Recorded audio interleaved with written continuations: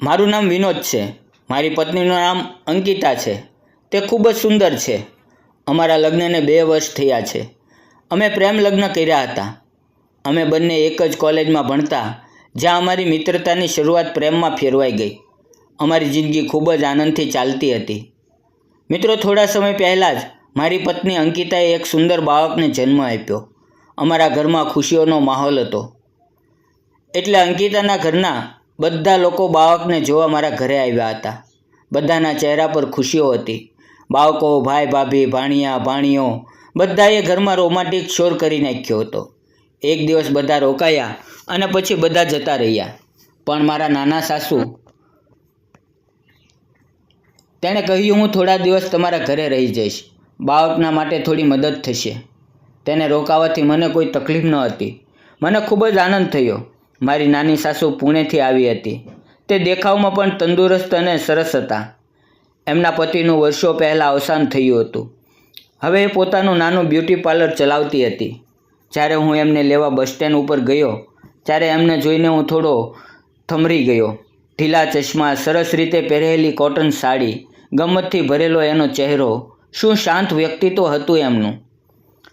તમે વિનોદ જમાઈ છો ને? મને તો લાગે છે મારા દીકરા કરતાં વધારે સંભાળ રાખશો તમે, એમણે મને હસીને કહ્યું. એની વાત પર હું પણ હસી પડ્યો. કોઈક રીતે એમની સાથે વાત કરવામાં બહુ સહજતા હતી. થોડા દિવસ તે મારા ઘરે રોકાયા અને પછી મારે તેમના ઘરે તેને મૂકવા પુણે જવું પડ્યું. રાત્રે બસમાં જવાનું થયું, પરંતુ બંને માટે એક જ સ્લીપર સીટ મળી.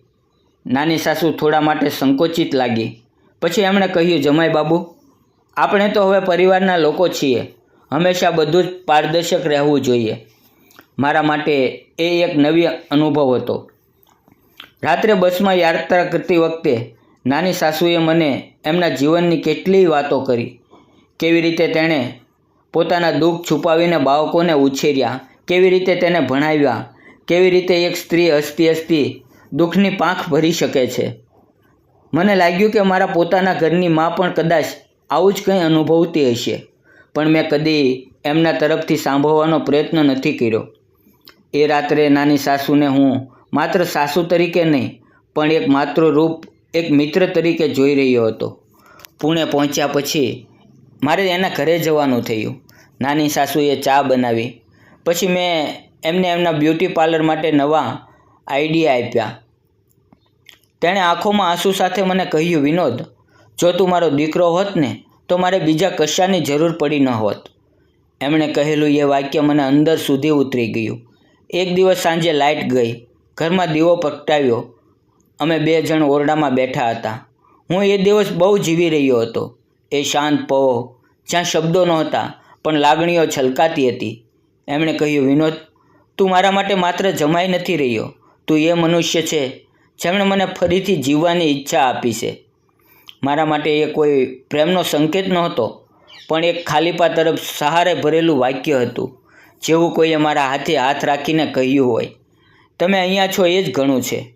2 દિવસ પછી જ્યારે હું ઘરે પાછો ફર્યો, અંકિતાએ પૂછ્યું, વિનોદ, તું ઘણો બદલાઈ ગયો છે. શું થયું છે પુણેમાં? મેં હસીને કહ્યું, હું એક સ્ત્રીને મળ્યો જેનામાં હું તારી છબી જોઈ શક્યો, જે તૂટી ગઈ હોય છતાં બહારથી મજબૂત દેખાવા માંગતી હતી. હવે હું તને પણ વધારે સમજવા લાગ્યો છું. તારો થાક, તારા મૌનનું કારણ, તારી અંદરની લડાઈઓ. એ દિવસ પછી મારા માટે દરેક સ્ત્રીને જોવાની નજર બદલાઈ ગઈ. ખાસ કરીને મમ્મી, અંકિતા અને નાની સાસુ.